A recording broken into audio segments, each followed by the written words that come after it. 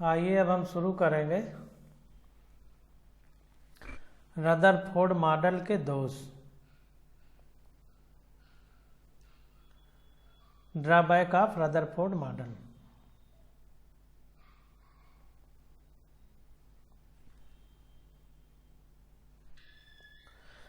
जैसा कि आप जान चुके हैं, रदरफोर्ड का नाभिकीय मॉडल सौर मंडल का एक छोटा रूप था, जैसा हमने देखा है अभी,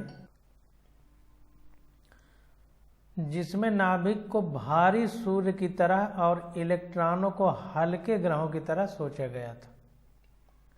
तो रदरफोर्ड मॉडल का जो नाभिकीय मॉडल है वो सौर मंडल की तरह था, बस फर्क इतना है कि सौर मंडल हमारा बृहद विशाल है और वो छोटा था, जिसमें नाभिक को भारी सूर्य की तरह और इलेक्ट्रॉनों को हल्के ग्रहों की तरह सोचा गया था।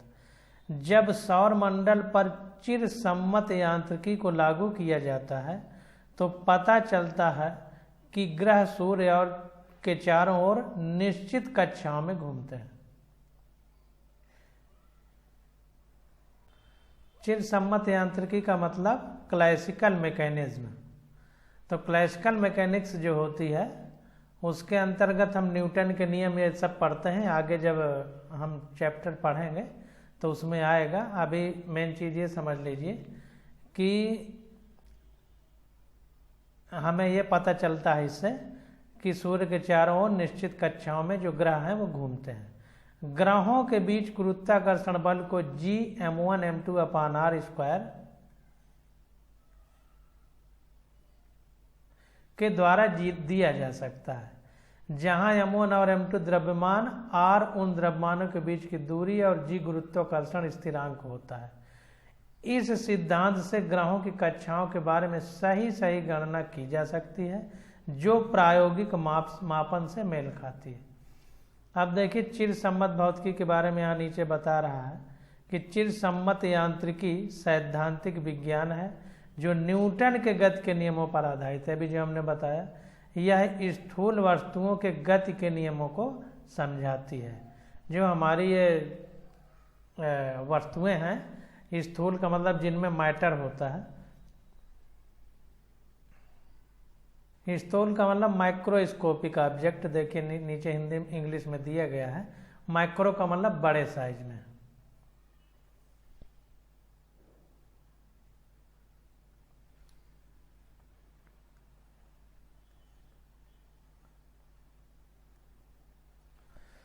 सौर मंडल और नाभिकीय मॉडल में समानता से यह सुझाव मिलता है कि इलेक्ट्रॉन नाभिक के चारों ओर निश्चित कक्षाओं में गति करते हैं।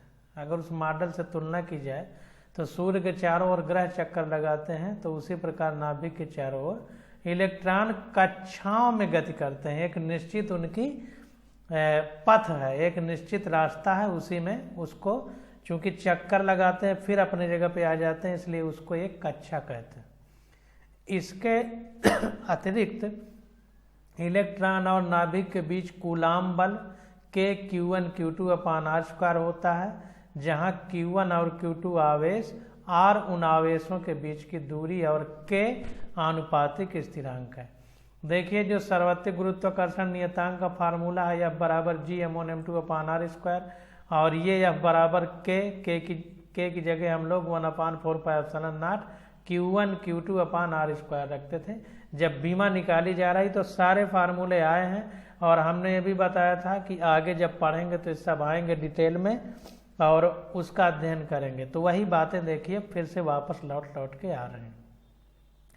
कूलाम बल गणितीय रूप में गुरुत्वाकर्षण बल के समान होता है, तो इसको ध्यान दीजिए। बातें एक ही हैं, कुछ भी अंतर नहीं है, कहने के तरीके बदल गए। देखिए, यहाँ पर द्रव्यमान था, इसको देख लीजिए,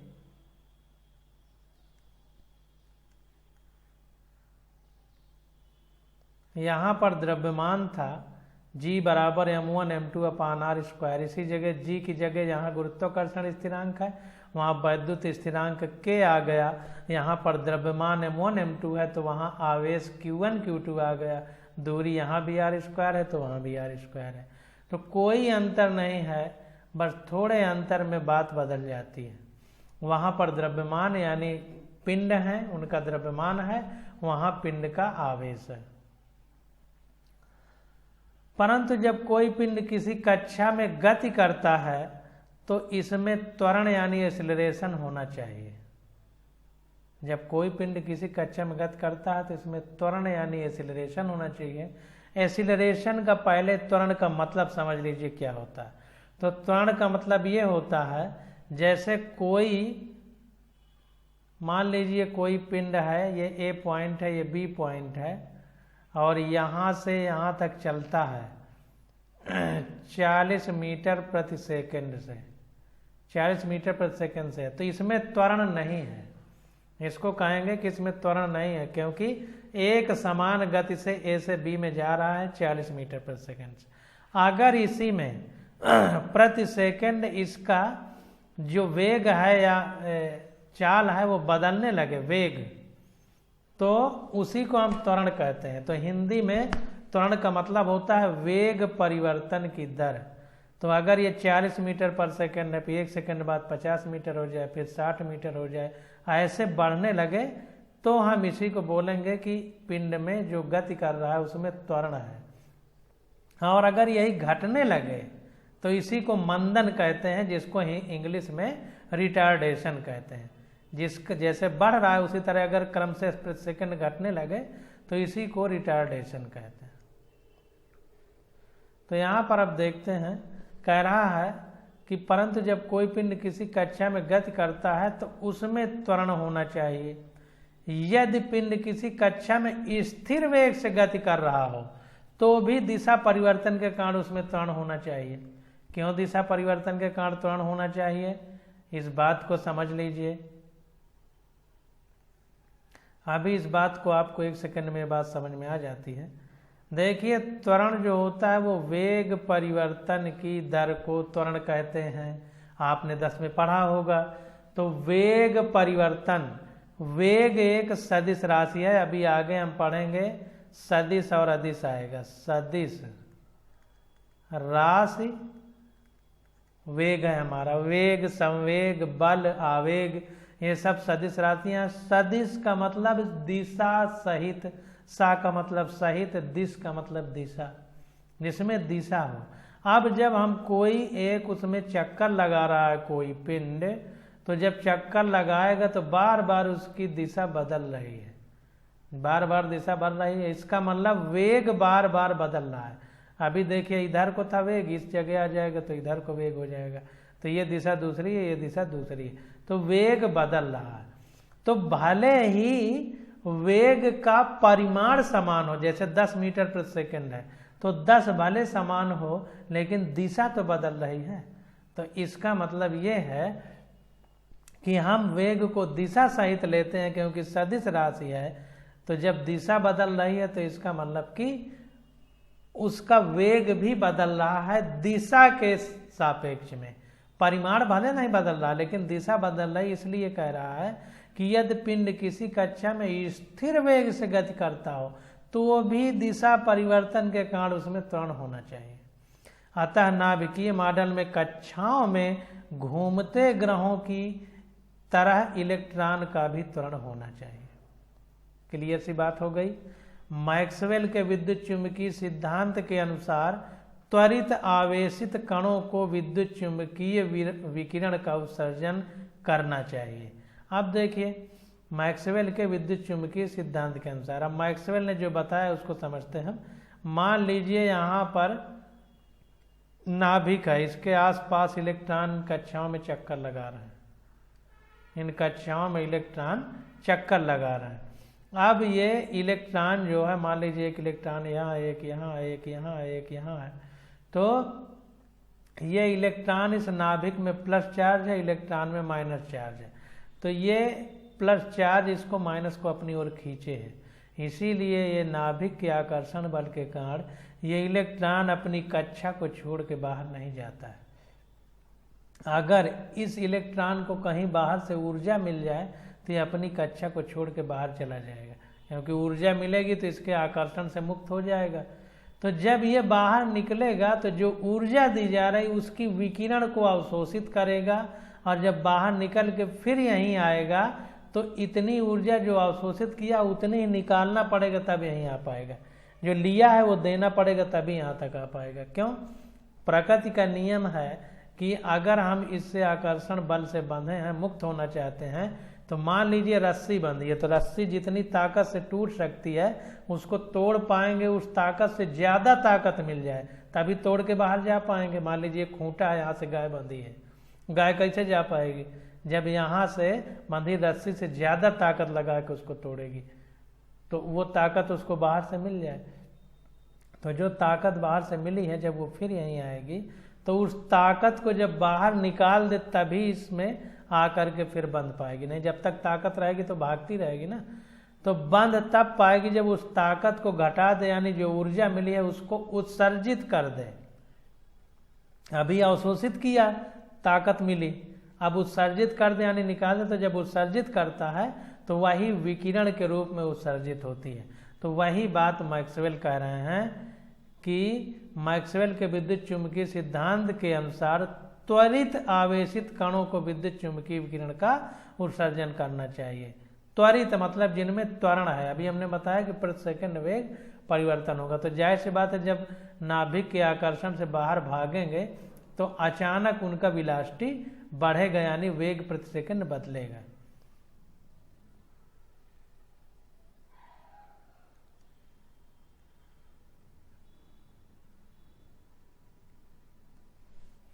अतः नाभिकीय मॉडल में कक्षाओं में घूमते ग्रहों की तरह इलेक्ट्रॉन का भी त्वरण होना चाहिए।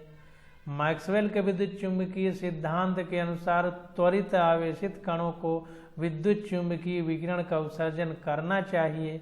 ग्रहों के साथ ऐसा इसलिए नहीं होता क्योंकि वे आवेशित नहीं होते। देखिए इलेक्ट्रॉन जब निकलेगा नाभिक की आकर्षण को छोड़ के तो चूंकि एक निगेटिव घट रहा है तो धनात्मक हो जाएगा, वो परमाणु जो उदासीन था अब धनायन की तरह हो जाएगा। तो वही कह रहा है कि ग्रहों के साथ ऐसा इसलिए नहीं होता क्योंकि वे आवेशित नहीं होते, उनमें आवेश नहीं होता। इसलिए किसी कक्षा में उपस्थित इलेक्ट्रॉन से विकिरण उत्सर्जित होगा। इस विकिरण के लिए ऊर्जा इलेक्ट्रॉनिक गति से प्राप्त होगी।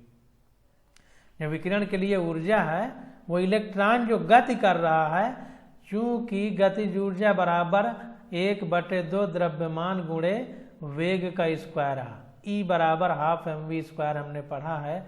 तो वेग जिसमें होगा तो वो ऊर्जा उत्पन्न करेगा, तो वही विकिरण ऊर्जा उत्सर्जित हो रही है जो उसके वेग के कारण है। इसीलिए कह रहा है कि इसीलिए किसी कक्षा में उपस्थित इलेक्ट्रॉन से विकिरण उत्सर्जित होगा। इस विकिरण के लिए ऊर्जा इलेक्ट्रॉनिक गति से प्राप्त होगी। इस प्रकार कक्षा ऑर्बिट छोटी होती जाएगी। ऐसी बात है जब इलेक्ट्रॉन बाहर निकल गया तो अब जितने इलेक्ट्रॉन बचे नाभिक में जो प्रोटॉन है उनको और अच्छे से खींचेगा। जितने कम होते जाएंगे तो नाभिक में तो प्रोटॉन है वो खींच रहे हैं, तो जितने इलेक्ट्रॉन कम होंगे उसको खींचने में और आसानी होगी। तो और खींचेंगे तो सिकुड़ता चला जाएगा न्यूक्लियस परमाणु, यानी कक्षाएं छोटी होती जाएंगी। तो वही कह रहा है कि इस प्रकार कक्षा यानी ऑर्बिट छोटी होती जाएगी। गणनाओं से यह पता चलता है कि इलेक्ट्रॉन को सर्पिल पथ यानी स्पाइरल से नाभिक में पहुंचने में 10⁻⁸ लगेंगे, किंतु वास्तव में ऐसा नहीं होता। स्पाइरल पथ, सर्पिल पथ मतलब जैसे सांप चलता है, ऐसे ऐसे बता दे रहे हैं, ये जैसे स्प्रिंग होती है ऐसे ऐसे, ये पथ में इस तरह चलेगा। तो वो कह रहा है कि घटनाओं से पता चलता है कि इलेक्ट्रॉन को सर्पिल पथ से नाभिक में पहुंचने में 10⁻⁸ सेकंड लगे, किंतु वास्तव में ऐसा नहीं होता है। कहने का मतलब ये है कि जब नाभिक अपनी ओर इलेक्ट्रॉन को खींचेगा तो वो धीरे धीरे, ये मान लीजिए नाभिक है, अब यहाँ पर इलेक्ट्रॉन ऐसे चक्कर लगा रहा तो इसमें गिरे तो ऐसे ऐसे जाएगा, ऐसे ऐसे, ये सर्पिल पथ है। इस तरह इसमें ऐसे गिर जाना चाहिए। तो वही कह रहा है कि गिरने में 10⁻⁸ सेकंड लगे, किंतु वास्तव में ऐसा नहीं होता। वास्तव में ऐसा कहाँ होता है? तो वास्तव में ऐसा नहीं होता, इस प्रकार यदि इलेक्ट्रॉन की गति का चिरसम्मत यांत्रिकी यानी क्लासिकल मैकेनिक्स तथा विद्युत चुंबकीय सिद्धांत यानी इलेक्ट्रोमैग्नेटिक कॉन्सेप्ट के अनुसार वर्णन किया जाए तो रदरफोर्ड का परमाणु मॉडल किसी परमाणु के स्थायित्व की व्याख्या नहीं कर पाता है। तो जिस तरह देखा जाए तो इस तरह तो घूम घूम के उसमें गिर जाना चाहिए, जबकि ऐसा नहीं होता। तो इससे यह पता चल रहा है कि जो रदरफोर्ड का मॉडल है वो परमाणु के स्थायित्व की व्याख्या नहीं कर पाता। आप यह पूछ सकते हैं कि यदि कक्षाओं में इलेक्ट्रॉनों की गति से परमाणु अस्थायी हो जाता है तो क्यों नहीं हम इलेक्ट्रॉनों को नाभिक के चारों ओर स्थिर मान लेते हैं। हम ये भी तो सोच सकते हैं कि नाभिक के चारों ओर स्थिर मान लें। जब परमाणु की इलेक्ट्रॉन की गति से परमाणु अस्थायी हो जाता है, अस्थायी हो जाता है तो नाभिक के चारों ओर मान लें कि इलेक्ट्रॉन एक जगह अपने अपनी जगह रुके हुए हैं। लेकिन ऐसा क्यों नहीं मान सकते, वो आगे पता चलेगा। तो क्यों नहीं हम इलेक्ट्रॉनों को नाभिक के चारों ओर स्थिर मान लेते हैं? कारण यह है कि यदि इलेक्ट्रॉन को स्थिर माना जाता है तो अत्यधिक घनत्व वाले नाभिक और इलेक्ट्रॉनों के बीच स्थिर वैद्युत आकर्षण बल इन इलेक्ट्रॉनों को नाभिक की ओर खींच लेगा। अगर वो घूमेगा नहीं तो अभी हमने पीछे बताया था कि जैसे उंगली में आप धागा बांध लीजिए, उसमें पत्थर लटका दीजिए और उसको घुमाते रहिए, ताकत से घुमाएंगे तो जब तक चक्कर मारेगा तो वो दूर रहेगा पत्थर जो धागे से बंधा है। जब उसको बंद कर देंगे घुमाना तो वो गिर जाएगा, चाहे पृथ्वी की ओर गिरे चाहे जहाँ गिरे। तो वही बात है कि अगर ये इलेक्ट्रॉन घूमेंगे नहीं तो वो नाभिक में गिर जाएंगे, क्योंकि उनमें नाभिक में प्लस चार्ज है, निगेटिव है, तो प्लस माइनस को खींचेगा तो आकर्षण बल से खींच जाएंगे। इसीलिए नाभिक में नहीं गिरते, क्योंकि घूमते रहते हैं। तो वही कह रहा है, तो अत्यधिक घनत्व वाले नाभिक और इलेक्ट्रॉनों के बीच स्थिर वैद्युत आकर्षण बल इन इलेक्ट्रॉनों को नाभिक की ओर खींच लेगा, क्योंकि प्लस माइनस चार है, नाभिक प्लस है, इलेक्ट्रॉन माइनस है, तो प्लस माइनस को खींचेगा तो नाभिक में गिर जाएंगे, जिससे थॉम्सन परमाणु मॉडल का एक लघु रूप प्राप्त होगा। अब रदरफोर्ड के परमाणु मॉडल का एक दूसरा गंभीर दोष यह है कि यह परमाणुओं की इलेक्ट्रॉनिक संरचना के बारे में कुछ भी वर्णन नहीं करता। एक दोष ये आ गया। परमाणु के में जो इलेक्ट्रॉन है वो कैसी उसकी संरचना है, इसके बारे में उन्होंने कुछ भी नहीं बताया। अर्थात इससे यह पता नहीं चलता कि इलेक्ट्रॉन नाभिक के चारों ओर किस प्रकार विद्यमान है और इनकी ऊर्जा क्या है। इसके बारे में हमें कुछ भी पता नहीं चलता।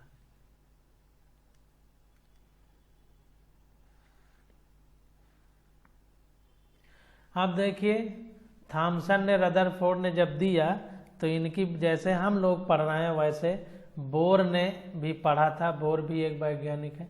उन्होंने जब इसमें पढ़ाई की, इनके बारे में पढ़ा, तो उनके दिमाग में बहुत सारे विचार आए और फिर उन्होंने अपना एक परमाणु मॉडल दिया कि हम बता रहे हैं कि इस तरह परमाणु होता होगा, क्योंकि इतना छोटा है, कोई आंखों से तो देखा नहीं। तो बोर के परमाणु मॉडल के विकास की पृष्ठभूमि ऐतिहासिक रूप में द्रव्य यानी पदार्थ, मैटर जिसको कहते हैं, के साथ विकिरण की अन्योन क्रियाओं के अध्ययन से प्राप्त परिणामों से परमाणुओं एवं अणुओं की संरचना के संबंध में अत्यधिक सूचना प्राप्त हुई। ऐतिहासिक रूप से द्रव्य के साथ विकिरण की अन्योन क्रियाओं के अध्ययन से, कहने का मतलब यह है कि जैसे हमारे जो आइंस्टीन वैज्ञानिक थे, उन्होंने E=mc² प्रयोग किया था, बताया था, यह द्रव्यमान है। तो कहते अगर द्रव्यमान को प्रकाश के वेग के स्क्वायर के बराबर अगर दौड़ा दिया जाए वेग से, तो वो ऊर्जा उत्पन्न कर लेता है, उसमें ऊर्जा उत्पन्न हो जाती है और वो विकिरण के रूप में निकलती है। तो उसी बात को जो है पकड़ के बोर ने अपना परमाणु मॉडल प्रस्तुत किया। तो क्या प्रस्तुत किया उसको देखते हैं। नील बोर ने इन परिणामों का उपयोग करके, यही जो विकिरण वाला है, पदार्थ और विकिरण है, अभी हमने जो E=mc² बताया, तो इन परिणामों का उपयोग करके रदरफोर्ड द्वारा प्रतिपादित मॉडल में सुधार किया। जो उन्होंने बताया था रदरफोर्ड ने, उसमें उन्होंने और थोड़ा सुधार किया। बोर के परमाणु मॉडल के विकास में 2 बिंदुओं की अहम भूमिका रही है। पहला क्या है? पहला है कि विद्युत चुंबकीय विकिरण का द्वैत व्यवहार होना, जैसे E बराबर mc²। तो जो विकिरण ऊर्जा के रूप में जो ये द्रव्यमान बदलेगा, उसमें द्रव्यमान के भी गुण होंगे और किरण के भी गुण होंगे, यानी उसमें तरंग प्रकृति भी होगी और द्रव्यमान भी होगा, 2 चीजें। तो वही द्वैत प्रकृति कह रहा है, डुअल नेचर इंग्लिश में इसको कहेंगे। तो विद्युत चुंबकीय विकिरण का द्वैत व्यवहार होना, जिसका अर्थ यह है कि विकिरण तरंग तथा कण दोनों के गुण प्रदर्शित करते हैं। जाहिर सी बात है कि ये कण यम जिसका द्रव्यमान होगा तो वो कण है, लेकिन वो इतने वेग से चल रहा है कि उसमें तरंग जैसी स्थिति पैदा हो गई, तभी हम उसको विकिरण कहने लगे। तो इसीलिए विद्युत चुंबकीय विकिरण का द्वैत व्यवहार होना, यानी उसमें विकिरण और तरंग दोनों के गुण होना। अब वैद्युत चुंबकीय क्यों कह रहा है? क्योंकि उसमें विद्युत क्षेत्र होगा और उसमें चुंबकीय क्षेत्र भी होगा। क्योंकि कोई भी पदार्थ अगर बहुत हाई वेग से चले तो उसमें विद्युत चुंबकीय तरंगें उत्पन्न हो जाती हैं। विद्युत क्षेत्र है, उसमें कोई पदार्थ चले तो चुंबकीय क्षेत्र भी उत्पन्न हो जाता है। आगे हम इसको विस्तार से पढ़ेंगे, अभी मोटी मोटी बातें आप समझिए जिनकी जरूरत है। परमाणु स्पेक्ट्रम से संबंधित प्रायोगिक परिणाम। अब स्पेक्ट्रम का मतलब होता है कि जैसे हमने पर्दा रख दिया है, मान लीजिए कोई पर्दा है और इस पर्दे में प्रकाश की किरण गिराई जाए, प्रकाश की किरण गिराई जाए और वो 7 रंगों में टूट जाए, तो यही 7 रंग स्पेक्ट्रम कहलाते हैं, उसी को स्पेक्ट्रम कहते हैं। तो परमाणु स्पेक्ट्रम से संबंधित प्रायोगिक परिणाम। पहले हम विद्युत चुंबकीय विकिरण के द्वैत व्यवहार की चर्चा करेंगे। परमाणु स्पेक्ट्रम के प्रायोगिक परिणामों की चर्चा खंड 2.4 में की जाएगी। तो विद्युत चुंबकीय तरंगों के द्वैत व्यवहार, यानी ये कण की भी तरह व्यवहार करता है और तरंगों की तरह भी व्यवहार करता है, तो इसके बारे में हम लोग अभी अध्ययन यहाँ पर करेंगे। तो विद्युत चुंबकीय विकिरण की तरंग प्रकृति, यानी wave nature of electromagnetic radiation. तो 19वीं सदी के मध्य में भौतिकविदों ने गर्म वस्तुओं से अवशोषित एवं उत्सर्जित होने वाले विकिरण का सक्रियता से अध्ययन किया। अब देखिए, लोहा है, उसको आग में रखते हैं तो वो लाल हो जाता है। आग में क्यों रखते हैं? क्योंकि आग गर्म है, तो वो उसकी ऊष्मा को अवशोषित कर लेता है और लाल हो जाता है। और जब उसको आग से बाहर रख देते हैं तो उसमें हाथ लगाइए तो गर्म महसूस होता है, यानी उसी ऊष्मा को जो अवशोषित किया था उसको बाहर निकाल रहा है। इसको उत्सर्जित करना कहते हैं, तो उत्सर्जित करता है। तो वही कह रहा है कि 19वीं सदी के मध्य में भौतिकविदों ने गर्म वस्तुओं से अवशोषित एवं उत्सर्जित होने वाले विकिरणों का सक्रियता से अध्ययन किया। इन विकिरणों यानी रेडिएशन को ऊष्मीय विकिरण कहा जाता है, हीट रेडिएशन। उन्होंने यह जानने की कोशिश की कि ऊष्मीय विकिरण किससे बने होते हैं। अब यह भली भांति ज्ञात है कि ऊष्मीय विकिरण विभिन्न आवृत्तियों अथवा तरंगदैर्ध्य वाली विद्युत चुंबकीय तरंगों से बने होते हैं। अब हमको पता चला कि ये जो ऊष्मा उत्सर्जित हो रही है या अवशोषित हो रही है, इनमें विद्युत चुंबकीय तरंगें हैं, उन्हीं से बनी हुई हैं। यह अनेकों आधुनिक अवधारणाओं पर आधारित हैं जो कि 19वीं सदी के मध्य तक ज्ञात नहीं थी। ऊष्मीय विकिरण के नियमों का सर्वप्रथम सक्रियता से अध्ययन 1850 में हुआ। 1870 के आरंभ में जेम्स क्लार्क मैक्सवेल ने यह सिद्धांत विकसित किया कि विद्युत चुंबकीय तरंगें आवेशित कणों द्वारा उत्पन्न होती हैं।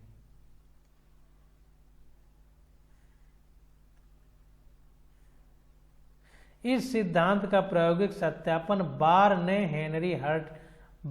हेनरी हर्ट्ज ने किया। तो इस सिद्धांत का बाद में सत्यापन हेनरी हर्ट्ज नामक साइंटिस्ट ने किया। यहाँ हम विद्युत चुंबकीय तरंगों के विषय में कुछ तथ्यों को जानेंगे। जेम्स मैक्सवेल सन 1870 ने सबसे पहले आवेशित पिंडों के बीच अन्योन्य क्रियाओं और स्थूल स्तर पर विद्युत तथा चुंबकीय क्षेत्रों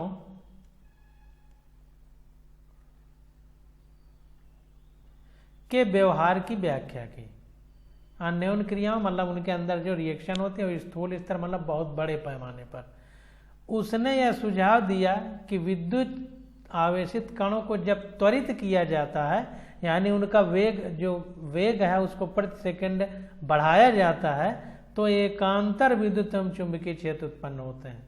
एकांतर मतलब अंतर से, विद्युत फिर चुंबकीय फिर विद्युत फिर चुंबकीय, इस तरह। हमने अभी आपको बताया कि अगर किसी पार्टिकल में, कण में विद्युत क्षेत्र में उसको त्वरण के मतलब वेग से दौड़ा दिया जाए, वेग में मतलब प्रति सेकंड परिवर्तन हो, यानी त्वरण से चले, तो उसमें चुंबकीय तरंगें उत्पन्न होती है। अभी पहले ही बता दिया, वही बात बता रहा है कि उसने यह सुझाव दिया कि विद्युत आवेशित कणों को जब त्वरित किया जाता है तो एकांतर विद्युत एवं चुंबकीय क्षेत्र उत्पन्न होते हैं। यह क्षेत्र विद्युत एवं चुंबकीय क्षेत्रों तरंगों के रूप में संचरित होते हैं, जिन्हें विद्युत चुंबकीय तरंग अथवा विद्युत चुंबकीय विकिरण कहते हैं। तो समझ में आ गया कि जब कोई कण उसमें जाता है तो विद्युत और चुंबकीय क्षेत्र उत्पन्न होता है, जो तरंगे निकलती हैं, इसलिए उनको विद्युत और चुंबकीय विकिरण या तरंगे कहा जाता है।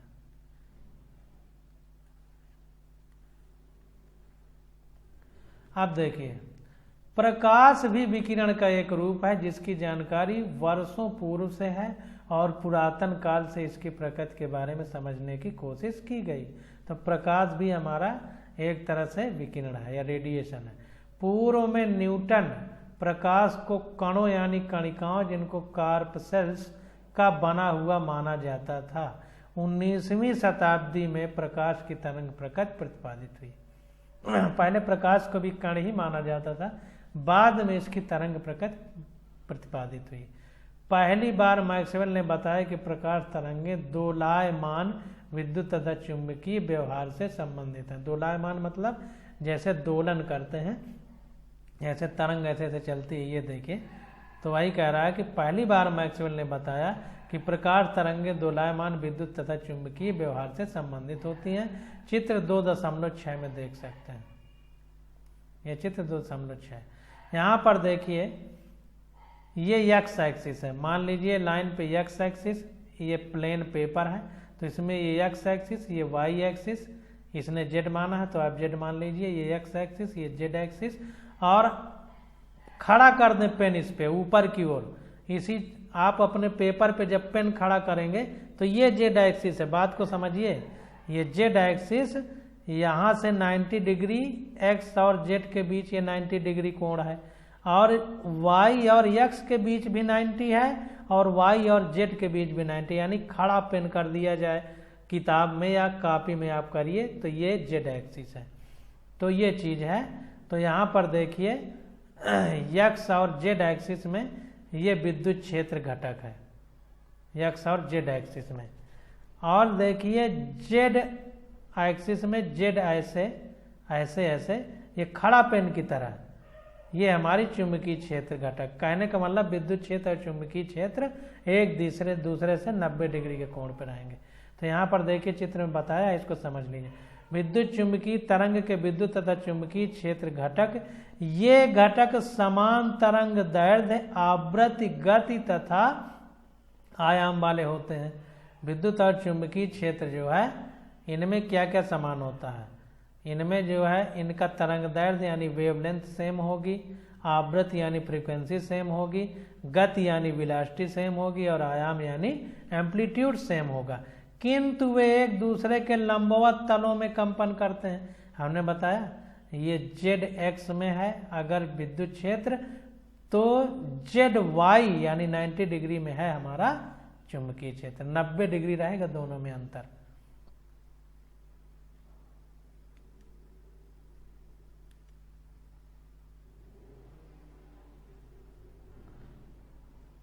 तो संबंधित होते हैं चित्र 2.6। यद्यपि वैद्युत चुंबकीय तरंग की प्रकृति जटिल होती है, लेकिन हम यहाँ कुछ सामान्य गुणों पर विचार करेंगे। अभी सामान्य गुण देखते हैं, और बाद में जो है जब आप चैप्टर पढ़ेंगे, एक चैप्टर इन्हीं पे स्पेशल चैप्टर आगे दिए गए हैं, तो वहाँ पर हमें डिटेल में स्टडी कर लेंगे हम लोग। तो दोलायमान आवेशित कणों द्वारा उत्पन्न विद्युत तथा चुंबकीय क्षेत्र एक दूसरे के लंबवत होते हैं, हमने पढ़ लिया अभी। ये दोनों तरंग के संचरण की दिशा के भी लंबवत होते हैं। जो तरंग चलती है उसकी दिशा के भी लंबवत, जैसे हमने बताया कि यहाँ पर ये एक्स एक्सिस है, ये जेड माना था उसने, तो यहाँ पर हम पिन खड़ा कर दें अपना पेन ऊपर की ओर, ऐसे ऊपर की ओर, अब ऊपर नहीं बता सकते क्योंकि पेन खड़ा करना पड़ेगा, तो खड़ा कर दें पेन अगर, तो यहाँ पर जो पेन खड़ा करेंगे तो वो हमारी वाई एक्सिस होगी। इस तरह लंबवत होते हैं। तो वही कह रहा है कि ये दोनों तरंगों के संचरण की दिशा के भी लंबवत होते हैं। जो संचरण की दिशा है उसके भी लंबवत। विद्युत चुंबकीय तरंग का एक सरल रूप चित्र 2.6 में दिखाया गया है, जो अभी हमने देख लिया। ध्वनि अथवा जल तरंगों के विपरीत विद्युत चुंबकीय तरंगों को किसी माध्यम की आवश्यकता नहीं होती और ये निर्वात में भी गति कर सकते हैं। तो जैसे ध्वनि तरंग है, ध्वनि केवल हवा में चल सकती है, लेकिन जल है, जल तरंगें वो भी केवल जल में चल सकती हैं।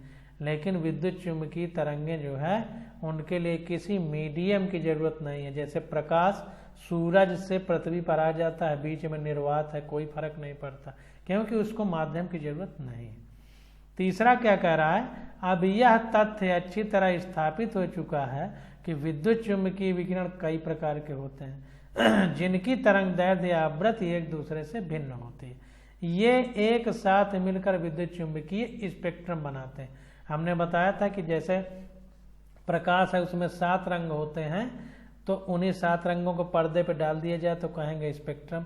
इसी तरह विद्युत चुंबकीय तरंगों की आवृत्ति जो है सबकी अलग अलग होती है, तो उनको मिलाकर पूरा विद्युत चुंबकीय स्पेक्ट्रम बनाते हैं। चित्र 2.7 जहां भी आगे होगा उसको हम देख लेंगे। ये एक साथ स्पेक्ट्रम बनाते हैं। स्पेक्ट्रम के भिन्न भिन्न क्षेत्रों के भिन्न भिन्न नाम होते हैं। कुछ उदाहरण जैसे रेडियो आवृत्ति या रेडियो फ्रीक्वेंसी क्षेत्र 10⁻6 हर्ट्ज के लगभग होता है। सारे स्पेक्ट्रम में जो अलग अलग क्षेत्र हैं उनके नाम हैं, जिसका उपयोग प्रसारण में किया जाता है। सूक्ष्म तरंग माइक्रोवेव जिसको कहते हैं 10⁻2 हर्ट्ज के लगभग होता है, जिसका उपयोग रडार में किया जाता है। तो ये रेडियो आवृत्तियाँ जिनका जो है हम लोग अलग अलग फ्रीक्वेंसी का अलग अलग उपयोग करते हैं, ये पूछा जा सकता है।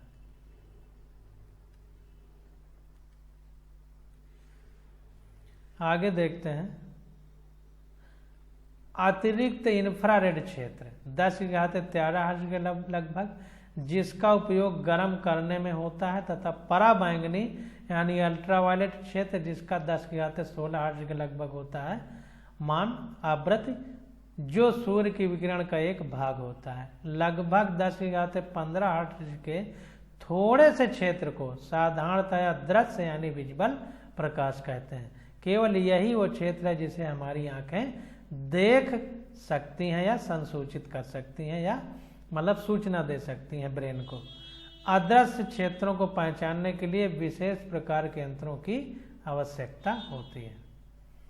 तो ये देखिए अलग अलग क्षेत्र हैं, हो सकता है आगे कोई चार्ट दिया हो तो उसमें लिखा हो, तो इन क्षेत्रों को समझना है कि कौन किस क्षेत्र में है। हालांकि आगे जब चैप्टर आएगा तो उसमें पूरा सारणी बना के उसमें दिया गया होगा।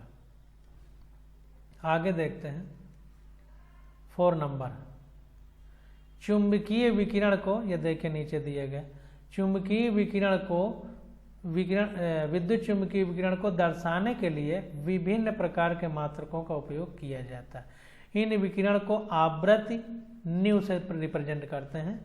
इसको ऐसे लिखते हैं, आप देख लीजिए, ऐसे लिखा जाता है, इसको न्यू बोलते हैं। तो न्यू से रिप्रेजेंट आवृत्ति तथा तरंग दैर्ध्य लैम्डा द्वारा चरित्रित किया जाता है। आवृत्ति न्यू का एसआई मात्रक हेनरी हर्ट्ज के नाम पर हर्ट्ज है। हर्ट्ज या प्रति सेकंड कह सकते हैं। हमने बताया था कि समय का उल्टा आवृत्ति का मात्रक होता है, तो समय का सेकंड तो आवृत्ति का प्रति सेकंड होगा। इसको तरंगों की उस संख्या के रूप में परिभाषित किया जाता है जो किसी बिंदु से प्रति सेकंड गुजरती है। प्रति सेकंड इसीलिए चक्कर प्रति सेकंड कह सकते हैं। अगर राउंड हो, चक्कर कोई पिंड लगा रहा है तब उसकी आवृत्ति के लिए। तरंग दैर्ध्य के मात्रक लंबाई के मात्रक होने चाहिए, क्योंकि तरंग दैर्ध्य को लंबाई में ही तो नापेंगे। तो वही कह रहा है कि तरंग दैर्ध्य के मात्रक लंबाई के मात्रक होने चाहिए। सामान्यतः इसकी माप मीटर में होती है।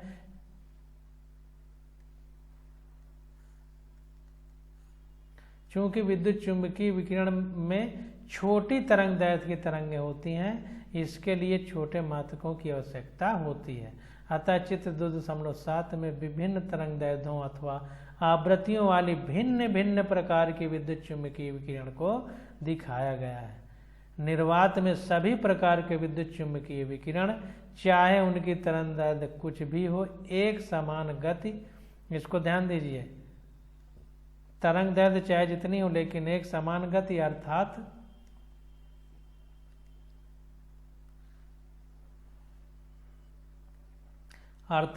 3 × 10⁸ मीटर प्रति सेकंड, वास्तव में ये 2.997925 × 10⁸ मीटर पर सेकंड से चलते हैं। तो इसको ध्यान देना है, वेग वही रहेगा, आवृत्ति तरंग दैर्ध्य कुछ भी हो। तो इस गति को प्रकाश की गति या स्पीड ऑफ लाइट कहते हैं और सी चिन्ह से रिप्रेजेंट करते हैं। आवृत्ति न्यू तरंग दैर्ध्य लैम्डा तथा प्रकाश के वेग को निम्नलिखित समीकरण द्वारा संबंधित करते हैं। इसको हम पीछे बता चुके हैं, हमने बताया था कि सारे फार्मूले आगे आएंगे। v = न्यू लैम्डा, यहाँ प्रकाश को c लिखा गया है, वेग को तो c लिख देंगे। तरंगों को बताने के लिए एक दूसरी राशि तरंग संख्या यानी न्यू, ऊपर जो साइन लगा है तो पूरे को न्यू बार बोलेंगे। तरंग संख्या न्यू बार का उपयोग किया जाता है। प्रति इकाई लंबाई में तरंग दैर्ध्य की संख्या को तरंग संख्या कहते हैं। तरंगों की कितनी संख्या होगी उसी से आप समझ लीजिए पूरा। तो तरंगों की संख्या हमको निकालना है। इसका मात्रक तरंग दैर्ध्य के मात्रक का व्युत्क्रम अर्थात मीटर इनवर्स होता है। इसको ध्यान दीजिए, जैसे समय का उल्टा आवृत्ति का मात्रक होता है, वैसे तरंग दैर्ध्य का उल्टा तरंग संख्या यानी वेव नंबर का मात्रक होता है। लेकिन सामान्यतः प्रयोग होने वाला मात्रक प्रति सेंटीमीटर एसआई मात्रक नहीं है। सामान्यतः यही मात्रक हमका प्रयोग होता है। तो सीजीएस में है, एसआई सिस्टम में नहीं है। अब देखिए हम लोग इस सारणी के बारे में देख लेते हैं। तो यहाँ पर देखिए, जैसे हमने बताया था कि प्रकाश डाला जाता है तो 7 रंगों में बट जाता है। तो यहाँ पर देखिए दृश्य प्रकाश जो हम देख सकते हैं वो 7 रंगों में यहाँ पर दिखा दिया गया है, जिसकी तरंग दैर्ध्य 400 से 750 नैनोमीटर है। अलग अलग रंग के लिए अलग अलग तरंग दैर्ध्य दिखा दिया है। यहाँ पर देखिए गामा किरणें हैं जो, उनका जो है फ्रीक्वेंसी 10⁻24 से 10⁻20 हर्ट्ज की है। देखिए हर्ट्ज लिखा है। और तरंग दैर्ध्य हमारी 10⁻−10⁻16 से 10⁸ तक है। बहुत छोटा लिखा हुआ है, 10⁻16 से 10⁸ तक है। इसी प्रकार नहीं, गामा किरणों की 10⁻16 से 10⁻12 तक। इधर एक्स किरणें हैं तो 10⁻10 से 8 तक, फिर अल्ट्रा वायलेट हो गई। ऐसे इसमें दिखाया गया है। एक सारणी है, उसको देख लीजिए, इसको भी ध्यान देना है, सबको देख लेना है कि क्या कैसे है। अब अगला हमारा हेडिंग आ जाती है। अभी हमने तरंग प्रकृति के बारे में स्टडी किया। अब हम जो है विद्युत चुंबकीय विकिरण की कणीय प्रकृति यानी जो पार्टिकल नेचर है उसके बारे में अध्ययन करेंगे। प्लांक का क्वांटम सिद्धांत, प्लैंक वैज्ञानिक ने इसके बारे में बताया था, तो इसको आगे हम स्टडी करेंगे। आज बस यहीं तक, अब अगले लेक्चर में हम लोग स्टडी करेंगे।